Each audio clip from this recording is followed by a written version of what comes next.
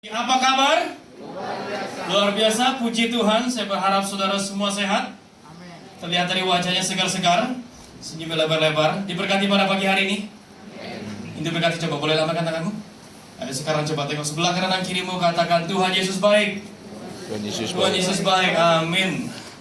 Saya sangat diberkati sekali pada pagi hari ini, luar biasa.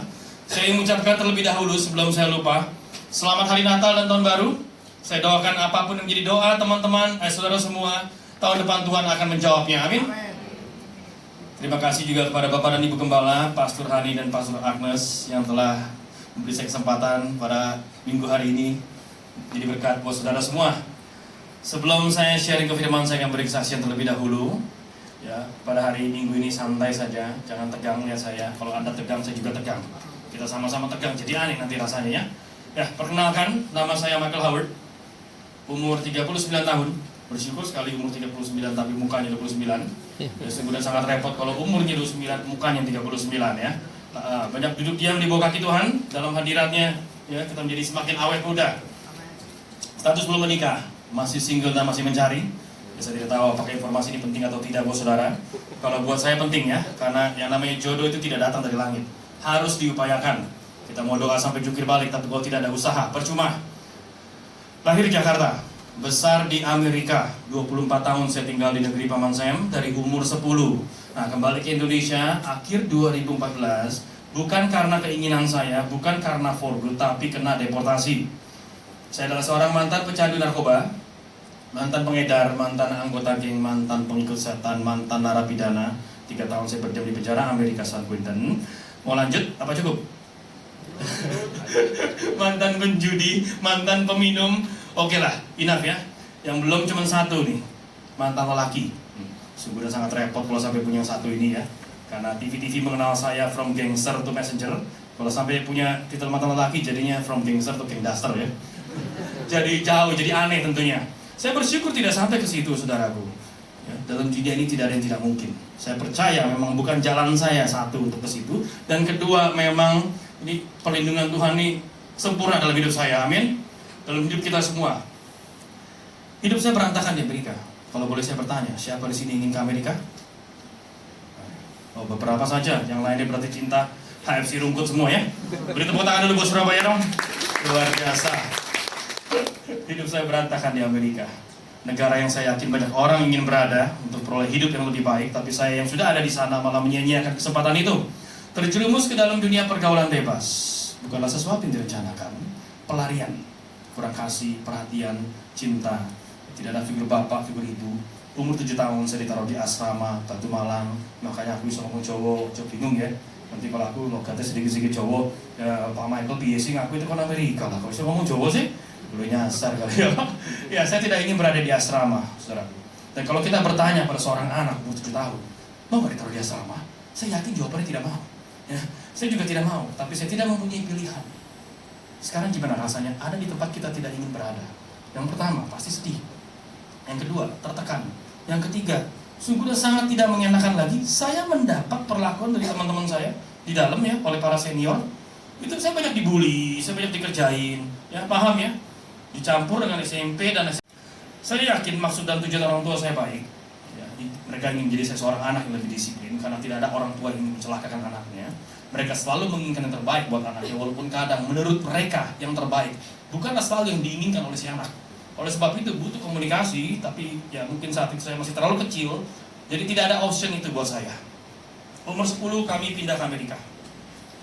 Gak lama kemudian saya dititipkan di tempat teman mama saya di kota yang berbeda. Jadi keluarga saya di San Francisco, tadinya kami di San Francisco. Nah, lalu saya dipindah beberapa tahun kemudian ke Denver, Colorado. Itu jaraknya hampir sama, Jakarta, Batu Malang. Saya bingung di sini. Mungkin kalau Anda jadi saya juga akan bingung.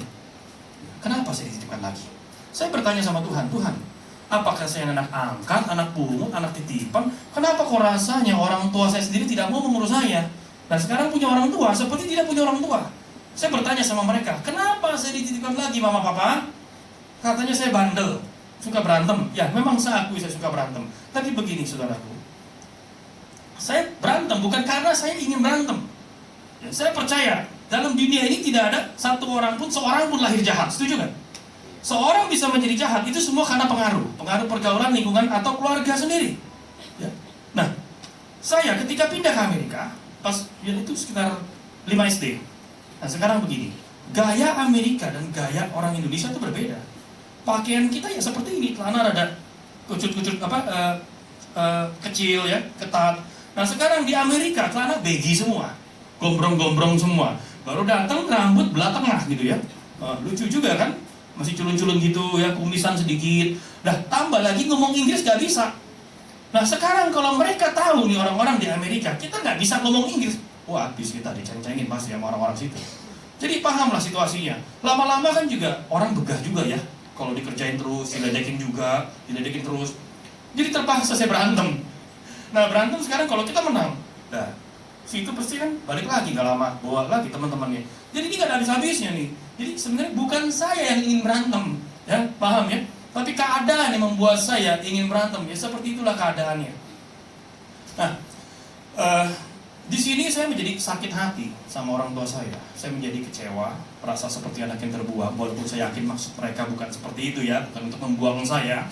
Tapi itu yang saya rasakan pada saat itu. Saya tidak mendapati semua yang saya butuhkan dari orang tua saya at the moment. Jauh ya. Dan gimana pun juga saya perlu apa yang namanya ya semuanya itu. Keluarga bisa beri cinta, kasih. Jadi saya mencari itu semua keluar. Dan dunialah yang memberikan pada saya, terjerumus ke dalam pergaulan bebas. Masuk geng. Nah sekarang kegiatan geng, saudara paham ya?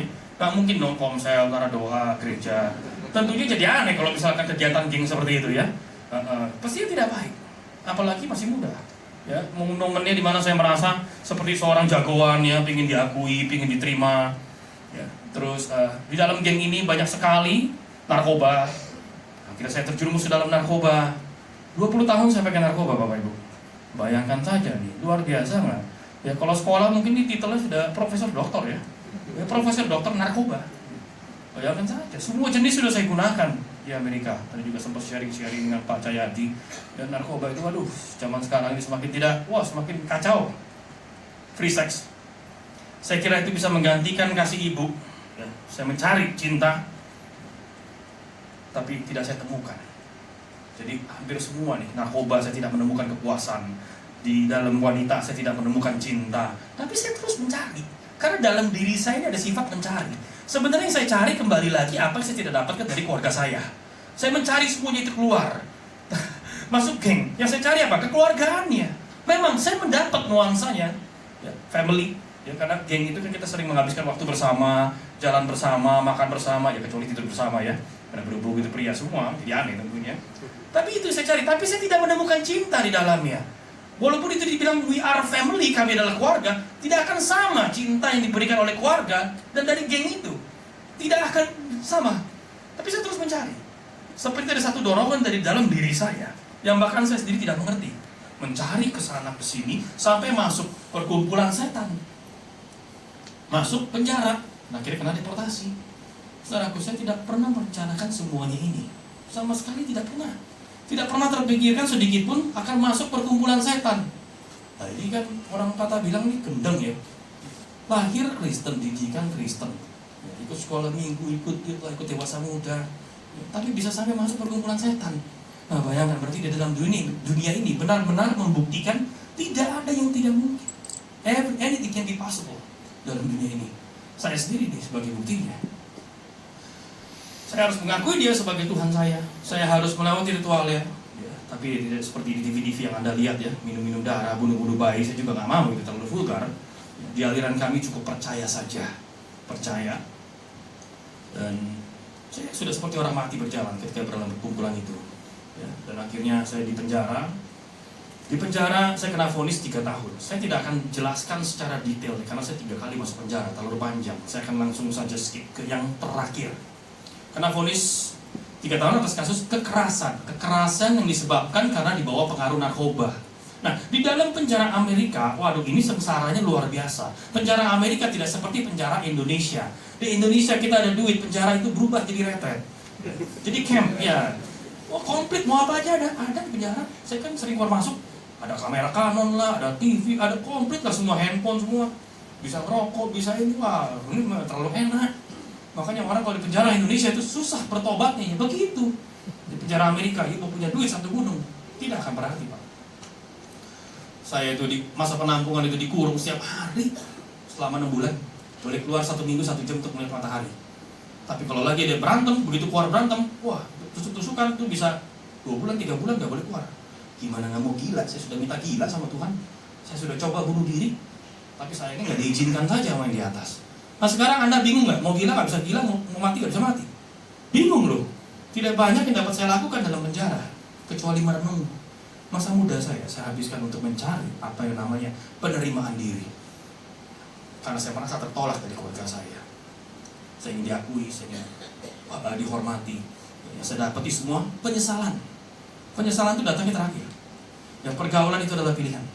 Akan selalu ada harga yang harus kau bayar untuk setiap perbuatanmu. Sebab apa yang kau tabur, apa yang ditabur orang itu pasti akan dituainya. Galatia 6 ayat 7.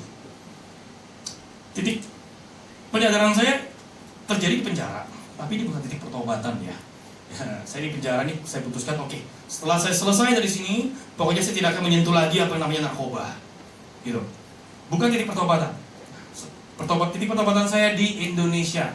Nah, selesai menjalani hukuman saya kembali ke Indonesia, Bapak Ibu. Memulai hidup baru dari nol pada umur 34 tahun. Wah, terus terang, saya bingung.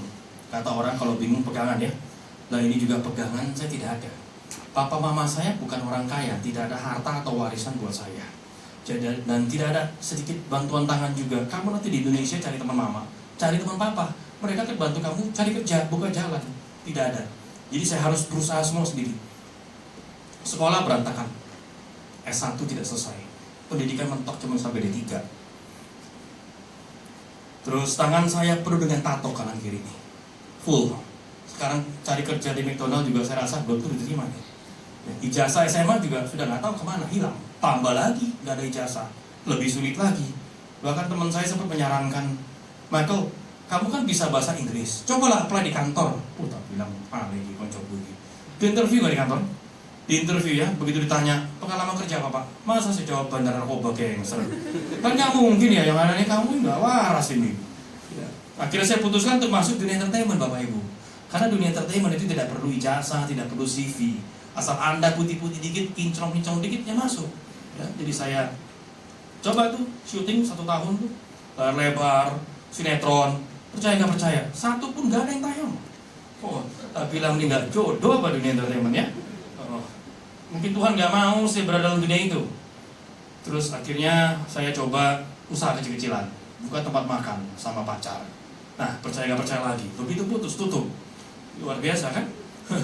Jadi hampir semua yang saya lakukan di Indonesia ini gagal. Bahkan buku saya yang berjudul Written, tahun pertama dari 3.000 buku di Gramedia seluruh Indonesia, itu tidak, paling laku cuma 500. Nah, pusing gak jadi saya? Pusing loh. Dan yang membuat lebih pusingnya lagi apa? Saya kehabisan uang. 3 tahun pertama 2 juta pun 1 bulan pemasukan tidak ada. Yang ada duit keluar terus. Jadi begini, ketika saya kembali ke Indonesia, saya masih bawa sedikit uang lah, masih bisa cukup beli apartemen, beli mobil, dan operasional. Kan bandar narkoba. Kalau bandar narkoba gak ada duit ya bohong, ya kan? Di penjara saya keluar sebulan $3.000 kali itu 3 tahun untuk bayar keamanan supaya saya bisa pulang on time. Kalau enggak, waduh, kita nggak bayar, saya disuruh tusuk orang sama kepala suku, saya nggak tusuk, saya yang ditusuk. Nah, mendingan saya bayar aja deh, ya kan? Nah, sekarang gini, di Indonesia 3 tahun pertama tidak ada pemasukan, bermain sama artis, yang ada duit keluar. Artis mana mungkin bayarin kita yang bayarin artis, ya. Jadi terpaksa saya jual itu apartemen saya satu-satunya, ya, pindah ke kosan. Sekarang ini malunya luar biasa loh Bapak Ibu ya. Hidup bukannya upgrade malah downgrade. Jadi bahan omongan banyak orang. Terus terang saya sedih. Walaupun luar saya preman ya, banyak tato, tapi dalam ini sudah Hello Kitty. Jadi saya juga bisa menangis. Tapi ya saya nggak menangis di luar tentunya, jadi aneh. Ya, dalam kamar. Waduh, masa-masa itu saya ingat sekali. Itu masa-masa yang terstres buat saya. Saking stres saya sampai kena penyakit hipertiroid. Hipertiroid ini penyebabnya adalah apa? Stres yang berlebihan. Itu hipertiroid. Tahun itu saya kena 2016 setengah. Karena memang keadaan saya stres sekali.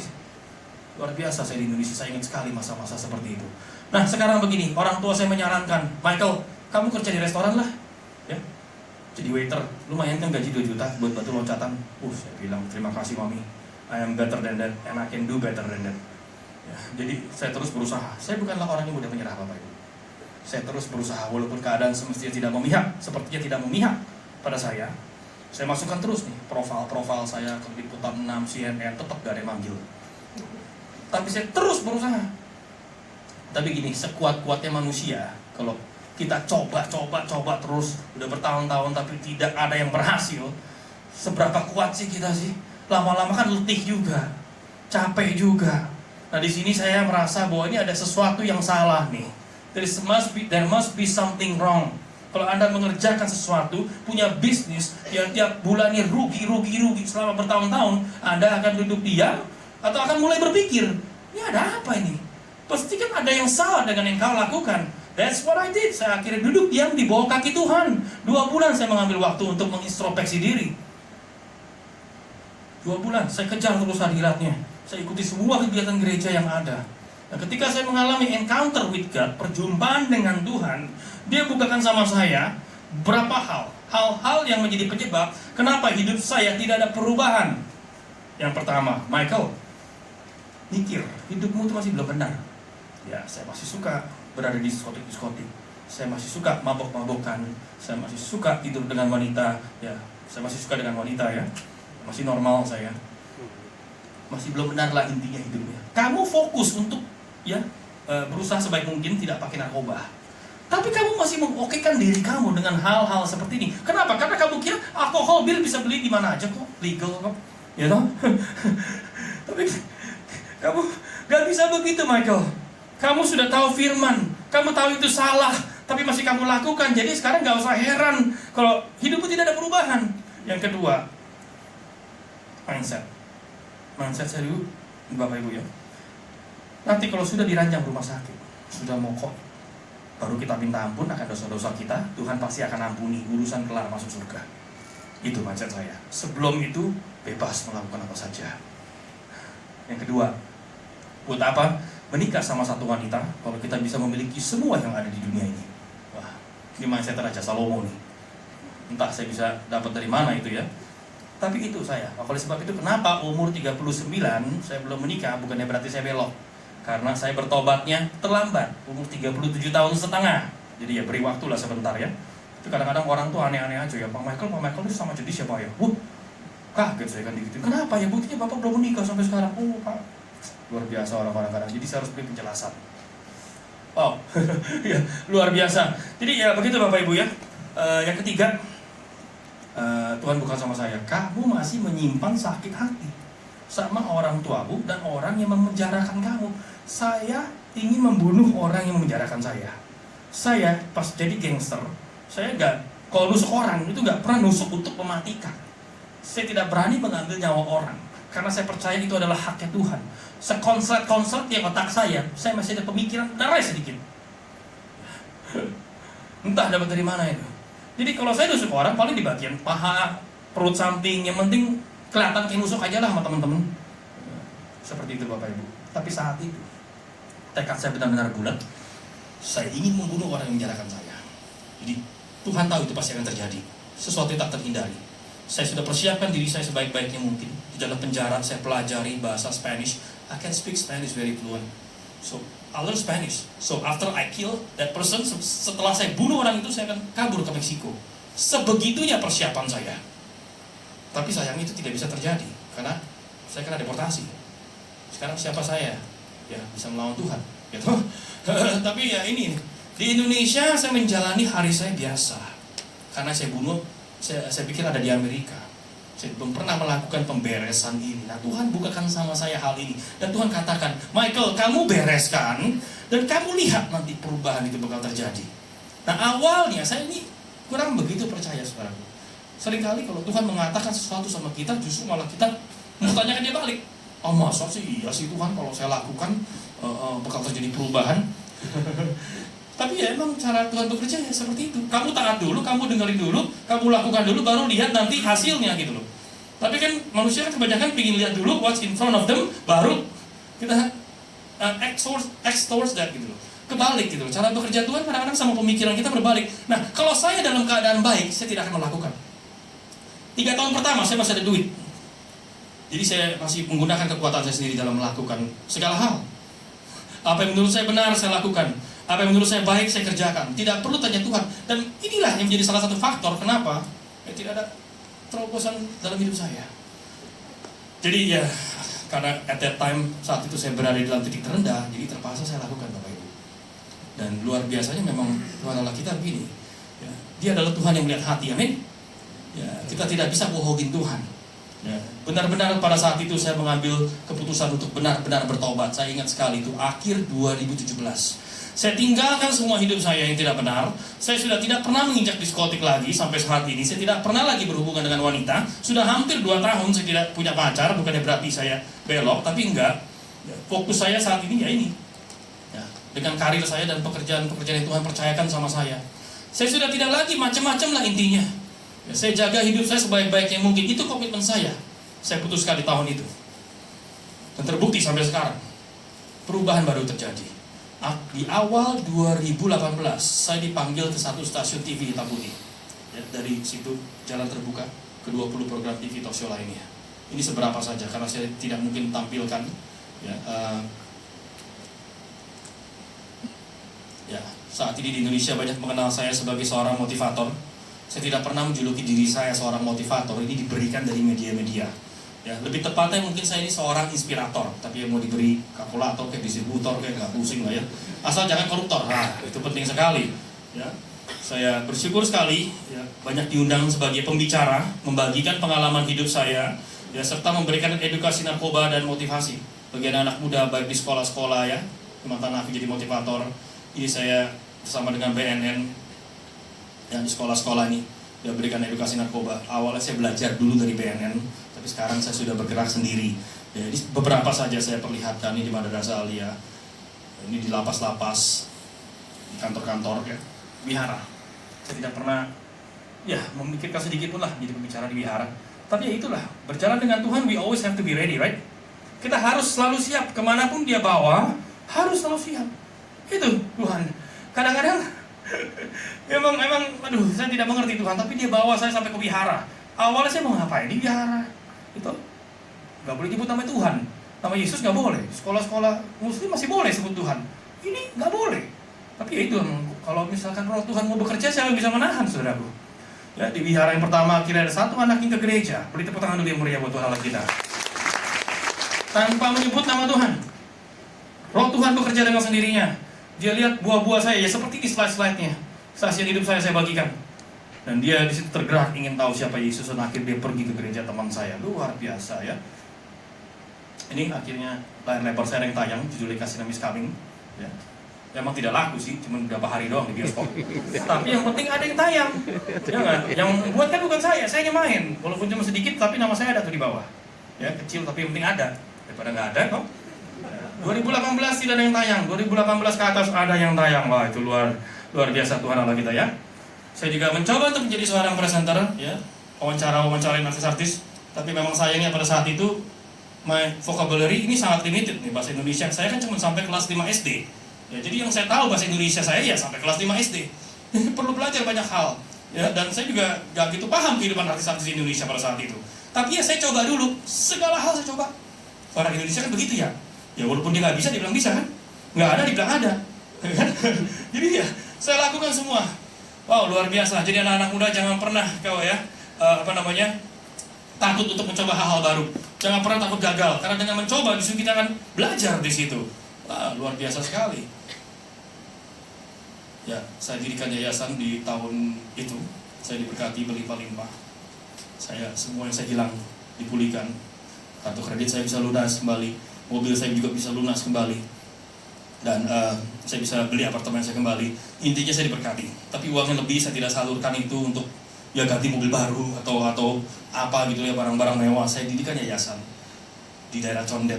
Waktu itu kita sewa satu rumah karena saya punya kerinduan anak-anak kecil ini tidak melalui apa yang telah saya lalui.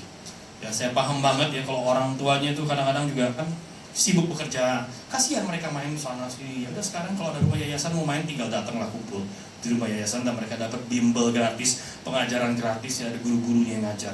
Puji Tuhan. Oh ya, masih ada buku saya tahun 2018 akhirnya habis, Suruh Gramedia, naik cetak lagi, habis lagi. Dan ini CD saya. Suara fals tapi bisa jadi suara pencipta lagu. Luar biasa kan? Ya, luar biasa, bahkan diizinkan dinyanyikan di Kick Andy. Saya main piano tentunya ya, yang nyanyi bukan saya. Kalau saya nyanyi nanti kabur semua saya. Gitu. Tapi Tuhan itu luar biasa. Melalui lagu ini banyak orang tersentuh dan terjamah. Karena lagu ini tidak ada kata Yesus, tidak ada kata Tuhan. Tapi ini lagu rohani. Ya, Tuhan sendiri yang tidak mau saya taruh kata Yesus. Biarkan Michael. Karena dimanapun kau bersaksi, dimanapun kau berbagi, lagu ini akan diizinkan diputar. Jadi banyak orang, ya baik agama yang berbeda, dia akan bisa merasakan hadirat Tuhan melalui lagu ini. Wah, ternyata memang rencana Tuhan itu kadang kita tidak akan pernah bisa mengerti, saudaraku. Ya, cukup sampai di sini. Saudaraku, saya menunjukkan ini bukan ingin pamer ya. Michael, Nora yang masuk-masuk TV ingin pamer. No, ini adalah satu pembuktian dari seorang yang sudah tidak mempunyai harapan dan masa depan. 20 tahun loh pakai narkoba. Tidak mengalami gangguan kejiwaan ini, kalau bukan Tuhan siapa? Masih bisa berbicara seperti ini, bahkan menjadi seorang pembicara kalau bukan Tuhan siapa. Awalnya saya ingin jadi seorang pembicara, itu perjuangan luar biasa. 20 tahun pakai narkoba, otak tuh gak bisa fokus. Jadi saya harus latihan terus. Pada saat ini Tuhan percayakan saya lebih lagi. Terus terang, saya bisa ada di mana saya berada saat ini karena Tuhan. Saya bisa berubah karena Tuhan. Sekali lagi Tuhan telah menunjukkan pada kita semua bahwa di dalamnya tidak ada yang mustahil. Amin. Jika Dia sanggup ubahkan seorang seperti saya, maka Dia sanggup ubahkan siapa saja. Amin. Beri tepuk tangan yang meriah buat Tuhan Allah kita. Dia tidak pernah melihat seberapa banyak dosa yang telah kita perbuat, seberapa banyak telah kita menyakiti hatinya. Selama kita memutuskan untuk benar-benar bertobat dan mau kembali kepadanya, maka Tuhan Allah tetap setia. Mazmur 86 ayat 5 di sini mengatakan, sebab Engkau ya Tuhan baik dan suka mengampuni dan berlimpah kasih setiamu bagi semua orang yang berseru kepadamu. Tema kita untuk bulan ini adalah be thankful. Saudaraku, kalau saya melihat ke belakang, tak henti-hentinya saya mengucap syukur. Semestinya saya ini sudah mati. Bisa tolong dipersiapkan slide yang satu lagi. Semestinya saya ini sudah mati. Dikejar-kejar musuh mau dibunuh. 20 tahun pakai narkoba, teman saya di depan saya sudah banyak yang mati. Ya, saya ingin beri sedikit gambaran akan kehidupan saya yang lama itu seperti apa ya, saudaraku ya. Di foto ini saya lagi kena penyakit hipertiroid, gondok dalam leher. Karena ya biasanya kalau orang kena tiroid, berat badan turun sampai itu 15 kilo, 20 kilo ya. Karena saya tidak ada foto yang lama, jadi saya ambil foto ini sebagai contoh. Nah, kurang lebih di Amerika, inilah penampilan saya, inilah wajah saya ketika menggunakan narkoba. Kurusnya seperti ini, bahkan lebih kurus lagi dari ini. Jelek ya? Kalau sampai dia mengatakan di sini saya ganteng, ya terima kasih juga. Tapi saya rasa mata penglihatan Anda kurang begitu bagus. Karena saya sendiri mengatakan ini jelek. Tapi ya inilah, kadang orang pemakai narkoba gak sadar kalau dia itu jelek. Jalan aja, pede aja. Tapi karena emang ya, efek obatnya seperti itu. 4 kali saya overdosis, hampir mati. Sekarang rasanya overdosis, lu mau hidup gak bisa hidup, mau mati gak bisa mati. Jadi diranjang aja begitu. Tunggu nasib, terima nasib ya, tak berdaya. Kadang saya juga heran kok masih bisa ada sampai saat ini. Nah, ini mobil saya. Di Amerika sudah 3 jadi rongsok. Nah, ini tahun 2015. Berapa kerugian saya di sini? Mobil kebalik, kebuang 1, tidak bisa dibenarin lagi. Ya, saya habis mabok ini, bukan pakai narkoba. Habis mabok, jam 3 pagi pulang, lari 100 main handphone. Keren nggak? Naik ke trotoar. Dari sebelah sini pindah ke sebelah situ. Jam 3 pagi. Bayangkan kalau jam 10 malam. Lagi rame, itu pasti sudah ada korban itu. Ya, mobil seperti ini. Saya masih bisa ada ini. Waduh, ini kemurahannya terlalu berlimpah, saudaraku. Luar biasa Tuhan Allah kita ya. Saya kadang itu bisa nangis kalau mengingat semua ini. Benar, saya bisa nangis sendiri. Saudara hanya mendengar dari apa yang telah saya lalui. Anda tidak tahu bagaimana rasanya bagi yang menjalani. 1, punya kehidupan seperti saya, itu memalukan loh. Bukannya satu kebanggaan. Malu-maluin. Tapi memang Tuhan itu luar biasa. Dia adalah Tuhan Allah yang tidak pernah mengecewakan. Dan dia tidak akan pernah membiarkan anaknya mendapat malu. Dia pulihkan saya dan dia angkat saya kembali. Itu Tuhan Allah kita yang luar biasa. Jadi proses demi proses saya lalui. Proses air mata, proses malu, proses perjuangan, semuanya sudah saya lewati. Jadi pada siang hari ini, saya akan bagikan sedikit tentang proses Bapak Ibu. Hidup ini adalah proses. Kadang kita tidak mengerti mengapa yang terjadi. Most people gak mengerti. Saya awalnya juga tidak mengerti mengapa Tuhan saya harus memiliki kehidupan seperti itu. Sama seperti Yusuf. Yusuf juga awalnya tidak mengerti kenapa dia harus masuk sumur, dibuang oleh kakak-kakaknya, kenapa dia harus masuk penjara, padahal dia tidak salah. Yusuf tidak bersalah. Jadi begini saudaraku, kadang kalau kita berada di dalam masalah, atau kita berada dalam sebuah proses, itu bukannya berarti kita salah. Karena proses itu adalah caranya Tuhan untuk membentuk kita menjadi seperti apa yang dia inginkan. Ada amin? Kita ini adalah bejana tanah liat. Jadi itu harus diform, harus dibentuk untuk menjadi sempurna. And that is what process are for. Enaknya coklat, tenangan hati. Serasa belum lengkap tanpa secangkir kopi. Jadi hidup ini belum lengkap tanpa proses. Habis minum kopi, minum jamu. Dunia terasa sepi tanpa dirimu. Kalau itu mungkin lebih tepatnya proses PDKT ya. Dalam hidup akan selalu ada orang-orang yang berusaha untuk menjatuhkanmu, merendahkanmu, memanfaatkanmu. Ini tak terhindari. Ini adalah sesuatu yang tak terhindari, saudaraku ya. Kalau dipikir-pikir, hidup ini serba salah. Serba salah. Kita punya duit banyak, khawatir takut habis. Kita nggak punya duit, lebih khawatir lagi. Kita punya pacar cantik, bingung supaya banyak orang. Punya pacar jelek, lebih bingung lagi. Ingin menolong orang, ingin melakukan kebaikan, malah jadi bahan omongan. Dianggap ingin cari pujian, pencitraan. Ya ini kan keterlaluan ya. Yes, memang kadang-kadang orang itu keterlaluan. Dan zaman now ini, banyak orang fisiknya sehat tapi jiwanya sakit. Senang kalau melihat orang susah, tapi susah kalau melihat orang senang. Dan luar biasanya lagi apa? Tuhan akan tempatkan orang-orang seperti ini dalam hidup kita. Di mana gesekan itu bisa terjadi. Amsal 27 ayat 17. Besi menajamkan besi, sama seperti manusia menajamkan sesamanya. Di kantor, dengan bosmu, bos bawel, perut rewel, jadinya emosi. Dengan rekan kerjamu, sikut kanan, sikut kiri, si A, si B, cari muka sama atasan. Dunia persaingan itu, dunia pekerjaan, dunia bisnisnya. Proses itu di mana-mana, saudaraku ya. Ini adalah sesuatu yang tak terhindari. Kita udah capek nih, pulang kerja, sampai rumah, ketemu istri, 3N, ngoceh, ngomel, gedumel. Aduh, pusing. Saran saya dalam posisi ini untuk para suami yang punya istri ya, diam. Ada yang mengatakan, silence is golden. Diam itu emas. Tapi kalau istri minta emas, diam saja. Jangan diladenin. Ya, diam. Diam dan berdoa dalam hati. Proses di mana-mana. Di sekolah, di pelayanan, di keluarga. Ini adalah sesuatu yang tak terhindari. Inti dari gesekan, inti dari proses. Yang pertama, menjadikan kita semakin dewasa. Ada amin? Respon dan sikap. Respon kita yang akan menentukan proses pendewasaan kita. Ya, terhadap gesekan-gesekan inilah ya. Masalah tidak membuat hidup kita hancur. Yang membuat hidup kita hancur adalah respon kita. Sikap yang menentukan hasil dari sebuah proses. Saudaraku, kita tidak akan bisa mengendalikan apa yang akan terjadi pada diri kita. Tapi satu yang saya tahu, kita bisa mengendalikan sikap kita. Yusuf, kenapa dia bisa diangkat Tuhan menjadi seorang yang luar biasa? Karena Yusuf memiliki attitude yang positif. Dengan segala yang terjadi pada dirinya, dia tidak pernah merenungi dan meratapi nasibnya. Yusuf bisa mengendalikan sikapnya. Oleh sebab itu dia diangkat Tuhan secara luar biasa. Yang kedua, inti dari proses membawa kita melihat rencana Tuhan yang ada dalam hidup kita. Ada amin? Tidak ada pohon ditanam langsung berbuah. Untuk segala sesuatu ada waktunya. Butuh proses, butuh kesabaran. Ini, butuh kesabaran. Dan yang namanya kesabaran itu harus diupayakan. Tidak ada seorang lahir dalam dunia ini sabar walaupun diberi nama sabar oleh bapaknya. Setuju gak?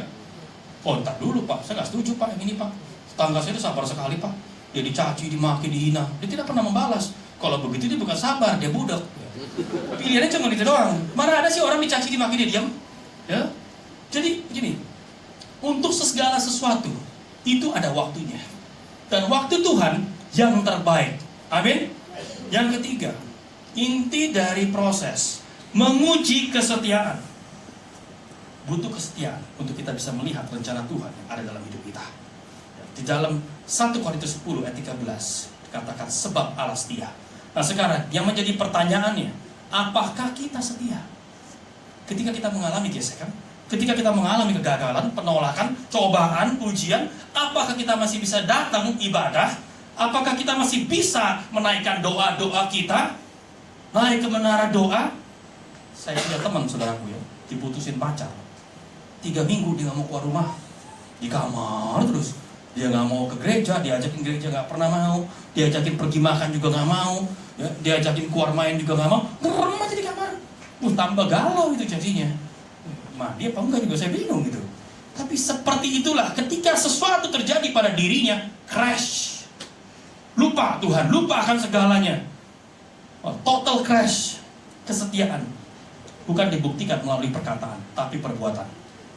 Ketika kita mengatakan pada orang yang kita sayangi ya, contoh ya, ketika pacar katakan, aku sayang padamu, tapi dia gak pernah pajang fotomu di sosmed.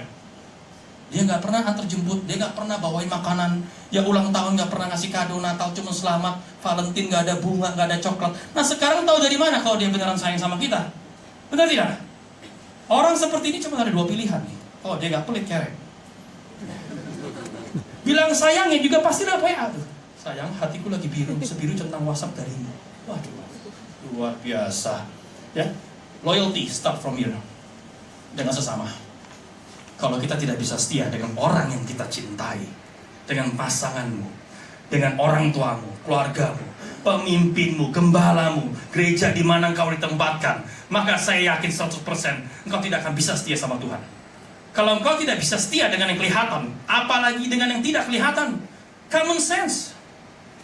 Gak usah dibikin terlalu ribet. Mulai dari yang kelihatan dulu. Daud, kenapa dia bisa menjadi raja atas Israel, saudaraku? Karena Daud setia. Diminta papanya pergi ke medan perang satu hari untuk menjenguk kakak-kakaknya, membawa kabar baik apakah mereka masih hidup atau tidak. Nah sekarang kalau saya jadi Daud, saya tidak akan mungkin mau pergi. Lah wong lagi asik-asik di rumah nonton TV, mungkin main game, tiba-tiba disuruh bokap pergi ke medan perang. Lah kena peluru nyasar zaman dulu, kenapa nyasar mati? Lewat itu. Ya, pilihan kakak-kakaknya Daud untuk jadi tentara itu pilihan mereka sendiri. Daud tidak memilih untuk menjadi tentara. So no reason at all untuk Daud pergi ke medan perang. Tapi Daud taat dan dia berangkat. 1 Samuel 17 ayat 20 itu diceritakan. Ciri-ciri orang yang setia, yang pertama adalah taat. Dan orang yang taat, dia tidak perlu capek-capek mengejar berkat, karena berkat yang akan mengejar dia. Yang kedua, ciri-ciri orang yang setia, bertanggung jawab. Dipercayakan, mengembalakan hanya beberapa ekor domba saja. Terus terang, kadang-kadang kita melihat sesuatu yang sekecil itu males. Berapa ekor? Tapi lihat, dengan beberapa ekor itu, Daud jaga dan lindungi dengan nyawanya. Daud setia pada perkara kecil. Lukas 16 ayat 10. Oleh sebab itu dia dipercayakan dengan yang lebih besar lagi. Dan yang ketiga, konsisten. Daud bangun tiap pagi, setiap hari. Setiap hari dia naikkan syukur, dia doa, pujian penyembahan. Kalau kita lihat di kitab Mazmur, itu isinya nyanyian syukur Daud, doa-doa Daud. Bapak Ibu, mulai nih, biasakan dengan yang ini. Ya saya tiap pagi kalau melek mata, yang saya cari langsung handphone saya. Saya sudah ada list saya sendiri di handphone, Michael Howard worship song. Jadi saya setel itu, walaupun mata belum melek, saya biasakan, saya paksakan untuk melek. Ya, memang badan kadang-kadang ini perlu kita paksakan nih ya. Jadi cobalah usaha, karena di pagi hari ketika kita melek mata, nomor 1 yang kita cari adalah Tuhan. Nah, Daud konsisten. Konsistensilah yang menentukan karakter seorang. Jadikan doa dan penyembahan itu gaya hidup. Lakukan dengan konsisten, maka itu akan menjadi karaktermu. Ada amin? Tuhan tidak melihat mobilmu apa, saldo di rekeningmu ada berapa, rumahmu ada di mana saja, tasmu merek apa. Tuhan tidak melihat itu semua. Yang Tuhan lihat apa, tahu kan? Pak Cahyadi, mana nih Pak Cahyadi? Oh dia lagi doa. Wah, luar biasa. Pastor Errol, mana Pastor Errol? Oh dia lagi baca Alkitab. Yunika mana? Oh dia lagi menyembah. Ini yang Tuhan lihat, saudaraku. Dan dari sinilah kesetiaan kita diukur. melalui perbuatan-perbuatan kita. Dari sinilah kesetiaan kita diukur. Akhir zaman ini, waduh, sudah semakin kacau ini. Ya, cara iblis bekerja luar binasa, bukan luar biasa lagi, tapi luar binasa. Sekarang kelas 6 SD, anak-anak sekolah sudah pada nyabu. Waduh, luar biasa kan. 6 SD sudah pada nyabu. Nah sekarang free sex, bukan dengan lawan jenis lagi, tapi dengan sesama jenis. Cowok ganteng nyaman now, bukan nyarinya cewek, tapi cowok.